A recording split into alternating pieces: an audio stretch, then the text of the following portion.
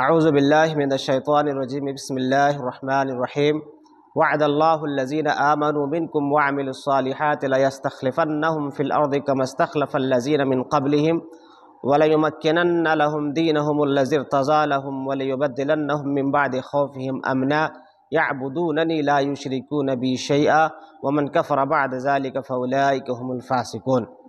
تفسیر قرآن میں سورۃ النور آیت نمبر آج 55 ہے۔ اللہ تبارک و تعالیٰ فرماتا ہے اللہ کا وعدہ ہے ان لوگوں سے جو ایمان لائے اور نیک عمل کیے کہ البتہ ہم ضرور ان کو زمین میں خلافت اور اقتدار عطا فرمائیں گے، جیسا کہ ان سے پہلے کے لوگوں کو ہم نے زمین میں خلافت اور اقتدار عطا کیا تھا، اور ان کے دین کو جسے اس نے ان کے لیے پسند فرمایا ہے غالب کریں گے، مضبوط اور مستحکم کریں گے، اور خوف کو امن سے بدل دیں گے۔ میری ہی عبادت کرو، میرے ساتھ کسی کو شریک نہ ٹھہراؤ، اور جو شخص اس کے بعد بھی کفر کرے گا یہی لوگ فاسق ہیں۔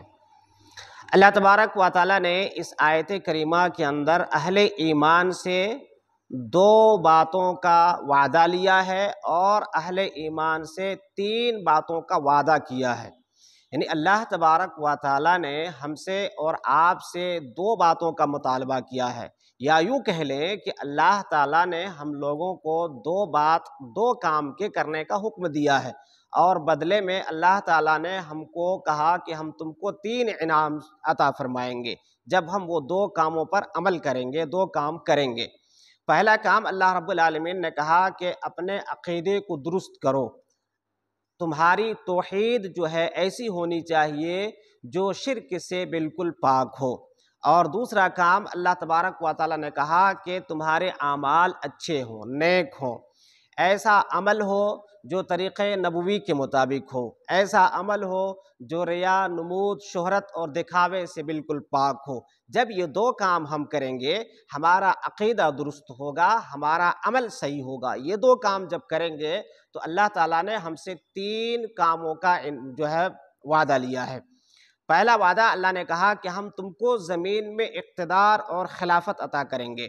دوسرا انعام دین کو ہم غالب کریں گے۔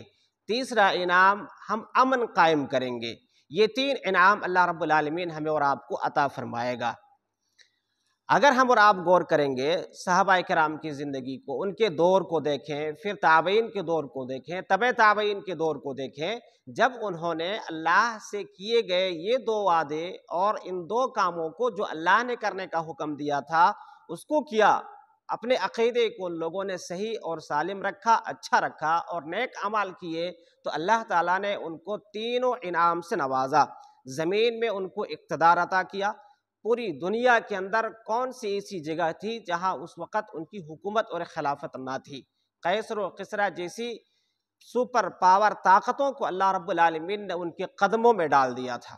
یہ اللہ نے اپنے وعدے کو پورا فرمایا، دین کو اللہ نے غالب کر دیا۔ دوسرا وعدہ، اب دیکھیں کہ اس وقت دین کا غلبہ تھا، دین کا چرچا تھا، ہر جانب دین ہی دین تھا۔ ان کے کاروبار دینی اعتبار سے ہوتے تھے، ان کے معاملات دینی اعتبار سے ہوتے تھے، ان کے تعلقات دین سے جڑے ہوتے تھے، سارے کام۔ اسی لیے آپ دیکھیں گے ہمارے خود ہندوستان کے اندر اسلام جو آیا ہے، اسلام جو پھیلا ہے، جو غالب ہوا ہے، جب عرب کے تجار یہاں پر آئے، ان کے اخلاق سے اور ان کے معاملات سے لوگ اتنا متاثر ہوئے کہ لوگ اسلام لانے لگے۔ تو یہ دوسرا وعدہ اللہ نے کہا کہ ہم دین کو غالب کریں گے۔ تیسرا وعدہ اللہ نے کہا کہ ہم امن قائم کریں گے۔ اب ان کے دور میں دیکھیں آپ، صحابہ کے دور میں، تابعین کے دور میں، تبع تابعین کے دور میں امن اور شانتی ہی قائم تھی دنیا کے اندر۔